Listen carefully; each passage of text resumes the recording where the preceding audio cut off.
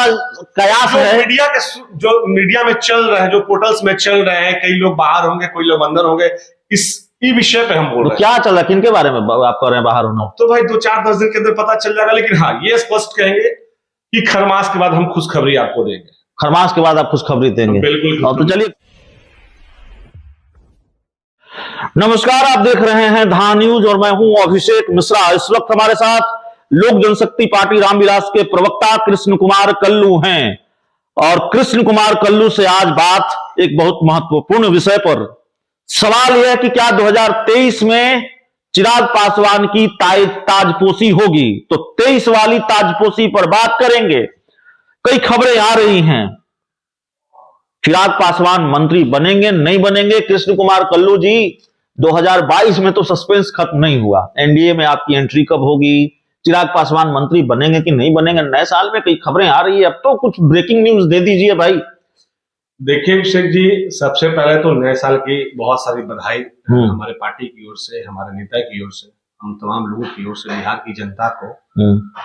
और जो ताजपोशी की लगातार आप जो बात कर रहे हैं मंत्रिमंडल का, हम स्पष्ट शब्दों में आपको अवगत करा देते हैं कि ये प्रधानमंत्री जी का विशेषाधिकार है किस व्यक्ति को मंत्रिमंडल में लेना है और किस व्यक्ति को मंत्रिमंडल से बाहर करना है। ये प्रधानमंत्री जी का विशेषाधिकार। बाहर करने का जिक्र क्यों कर रहे हैं? बाहर भी होना है क्या किसी को? अब तो किसको होना है, अब तो वो हमको लगता है कुछ दिनों में स्पष्ट हो जाएगा। बाहर होना है क्योंकि आप ही लोग खबर चला रहे हैं, ऐसा नहीं है कि हमारे पास कोई जानकारी नहीं है कि किसको बाहर होना है। हमारे पास कयास है, जो मीडिया में चल रहे हैं, जो पोर्टल्स में चल रहे हैं, कई लोग बाहर होंगे, कोई लोग अंदर होंगे, इस विषय पे हम बोल रहे हैं। क्या चल रहा है, किनके बारे में आप कह रहे हैं बाहर होना? तो भाई 2-4-10 दिन के अंदर पता चल जाएगा, लेकिन हाँ ये स्पष्ट कहेंगे कि खरमास के बाद हम खुशखबरी आपको देंगे। खरमास के बाद आप खुशखबरी देंगे? बिल्कुल। तो चलिए, खुलकर नहीं कहा जाता राजनीति में। कृष्ण कुमार कल्लू भी चिराग पासवान मोदी के हनुमान हैं और कृष्ण कुमार कल्लू चिराग पासवान के हनुमान हैं, तो खुलकर तो नहीं कहेंगे। खरमास के बाद खुशखबरी देंगे। अब इससे बड़ी ब्रेकिंग न्यूज क्या हो सकती है? अब कृष्ण कुमार कल्लू जी, ये बताइए कि खरमास के बाद खुशखबरी होगी, और क्या खुशखबरी होगी हमारे दर्शक समझ गए, हम भी समझ गए। चाचा जी से दुश्मनी है वो खत्म होगी कि नहीं होगी? किस चाचा के बारे में बात कर रहे हैं आप? हमको नहीं समझ में आ रहा है। नहीं, चाचा पशुपति पारस जिन्होंने बड़ा दिल दिखाया, जिन्होंने कहा चिराग पासवान मेरा बेटा भतीजा है, चिराग पासवान अगर तरक्की करता है मुझे खुशी होगी, चिराग पासवान आगे बढ़ेगा मुझे खुशी होगी। ऐसा लगता है कि वो बड़प्पन दिखा रहे हैं, उनकी तरफ से दुनिया मिट रही है। आप बड़प्पन दिखाएंगे, आपकी पार्टी बड़प्पन दिखाएगी, आपके नेता बड़प्पन दिखाएंगे।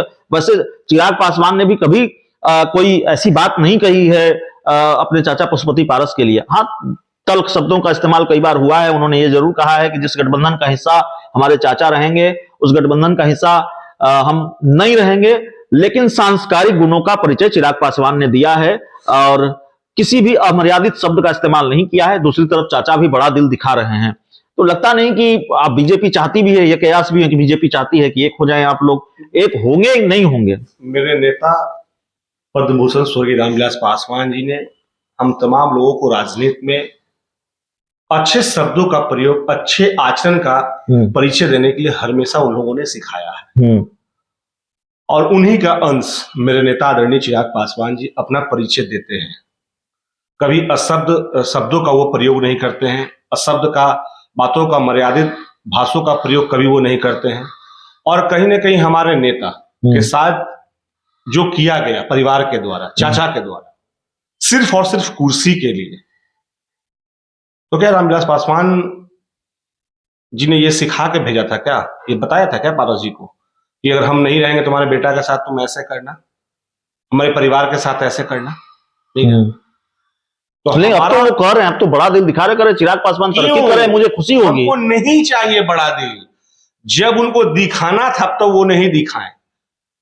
जब कोई बाप अपने पुत्र को छोड़ के चला जाता है अपने चाचा के पास, अपने परिवार के पास, तो ये समझकर कि हमारा जो बच्चा है उनको दूध कौन पिलाएगा, उनके चाचा पिलाएंगे, उनके जो छोटे चाचा हैं, यानी कि यूं कहूं तो हम लोग बिहारी में उनको पापा भी कहते हैं, तो इन्होंने तो दूध नहीं पिलाया, बल्कि इन्होंने तो विष पिलाने का कार्य किया। अच्छा, ठीक परिवार को तोड़ने का काम किया, पार्टी को तोड़ने का काम किया। ठीक है, भारतीय जनता पार्टी से सीटों को लेकर डील अटक गई है क्या? आधिकारिक ऐलान एनडीए में एंट्री का कब होगा? बीजेपी के लिए 3 चुनाव में प्रचार करते रहे चिराग पासवान, लगा कि भाई 2022 में ही एनडीए में एंट्री का ऐलान हो जाएगा। 2023 आ गया, सीटों पर बात नहीं बन पा रही है, या फिर वो शर्तों वाली बात सही है, शर्तों पर मामला अटक गया है, क्या मामला है? देखिए अभिषेक जी, रहा बात एनडीए गठबंधन से, तो हमारे नेता ने स्पष्ट कर दिया कि वक्त बताएगा। और दूसरी चीज कि जो गठबंधन की बात जो लगातार आप लोग ये प्रश्न जो पूछ रहे हैं हम तमाम लोगों से,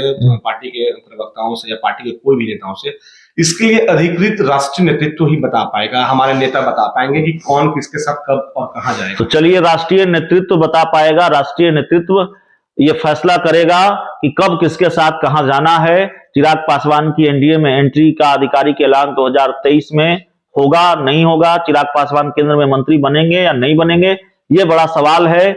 और ये सस्पेंस कब खत्म होगा, ये देखना बड़ा दिलचस्प होगा। तो फिलहाल इस रिपोर्ट में इतना ही। बहुत बहुत धन्यवाद।